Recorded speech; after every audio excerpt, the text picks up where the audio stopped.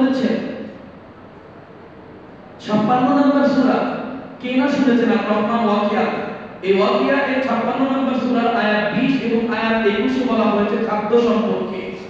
আল্লাহ রাব্বুল আলামিন বলেন যে আউযু বিল্লাহি মিনাশ শাইতানির রাজীম ফাকিহাতিন মিম্মা ইয়াতাখায়্যারুন ওয়া লাহমি তায়রিন মিম্মা ইয়াশতাহুন। আমি জান্নাতীদেরকে এমন ফল ফলাদি দেব, এমন ফলমূল দেব যেগুলো তারা নিজেরা পছন্দ করে থাকে। ওয়া লাহমি তায়রিন মিম্মা ইয়াশতাহুন, আমি তাদেরকে বড় বড় মোটা মোটা উঁচু উঁচু খাড়ওয়ালা সুন্দর সুস্বাদু পাখির মাংস দেব যা তারা চায়। এক চমৎকার ঘটনা ঘটে যাবে এগুলো পাওয়ার পর।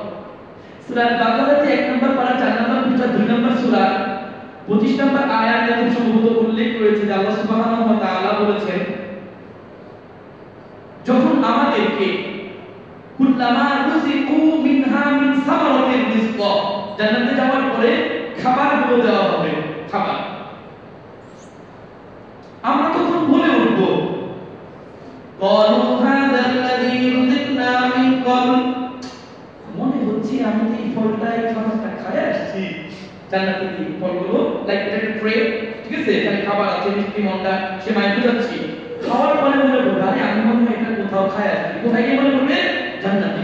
আল্লাহ কোরআনে বলেছেন সূরা বাকারা ক্বালু হাযাল্লাযী, তারা বলবে রুজিকনা মিন ক্বাবল, এই টাইপের খাবার, this type of food maybe I got it, আমি কোথাও না কোথাও এটা পেয়েছি বা খেয়েছি।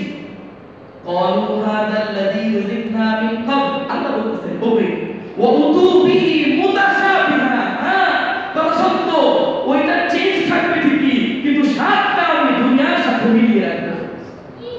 মুফাসসিরিনে কিরাম বলেছেন এজন্য যে একজন ব্যক্তি যখন মরার পরে মাত্র জান্নাতে যাবে, তাকে যখন কুরআনের আয়াত অনুযায়ী আঙ্গুর সময় নেই, খেজুর, ডালিম এবং এই পাখির মাংস সহ যাবতীয় যে খাবারগুলো দেওয়া হবে, যদি এই দুনিয়ার টেস্টের মতো কিছুটা না থাকতো তাহলে তার ব্রেইনে এটা আসতো না যে সে এই দুনিয়াতে থেকে আল্লাহর জন্য কি পরিমাণ কষ্ট করেছে হালাল খেতে গিয়ে। অনেক আক্ষেপ করে বলতে পারে রমজান মাসে রাস্তা দিয়ে হেঁটে গেছি, 300, 400, 500 টাকা কেজি দেখি আপেল মালটা আঙ্গুর কিনতে পারিনি। তরমুজ ব্যবসায়ীরা 600 থেকে 1000 টাকা পিস করে দিয়েছে, তাই হয়তো আমি কিনতে পারিনি। আমি তাদের উদ্দেশ্যে বলছি আমার এই খুতবা আজকে আপনাদের জন্য। লস নাই, জাস্ট আপনার ব্রেইনটাকে শেষ করে দিয়েছে মিডিয়া এবং তথাকথিত আলেমরা যারা একই বিষয়ে বারবার ভাষা বাজার করে। এগুলো লস নাই, এগুলো প্রত্যেকটা বেনিফিট আল্লাহ তাআলা কোরআনে প্রমাণিত, ওয়াদাকৃত, প্রতিশ্রুত। তিনি আপনাকে আমাকে দেবেনই যাতে খাওয়ার পরেও যেন মনে পড়ে যায় আরে এই খাবারটা তো আমি খেয়েছি। আপনারা খেয়াল করবেন জিহ্বা কিন্তু একটা মেশিন, টেস্টিং মেশিন। আপনি যদি চোখ বন্ধ করে দিয়ে আপনাকে আমি বলি 3 রকমের মাংস রান্না করতে, আপনি বলতে পারবেন এটা আমার মায়ের হাতে রান্না, বলতে পারবেন না? পারবেন। এটা আমার স্ত্রীর রান্না, এটা অমুক ফল, এটা অমুক ফল, হাত দিয়ে ছুঁইতে হবে না, বিকজ আপনার জিহ্বা আপনাকে বলে দেবে।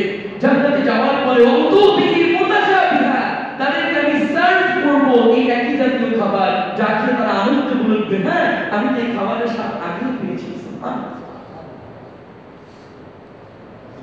আপনাদের মাথায় রাখবেন আমি কিন্তু এখান থেকে বলছিলাম মৌলিক অধিকার আছেন, ভুলে যাবেন না কিন্তু মৌলিক অধিকার, প্রথম অধিকার জান্নাতে দেওয়া হচ্ছে, এটা ফ্রি। আসবো খুতবা ধাপে ধাপে এই আলোচনা। আল্লাহ রাব্বুল আলামিন খাদ্যের সাথে কি যুক্ত হয়? পানীয়, তাই না?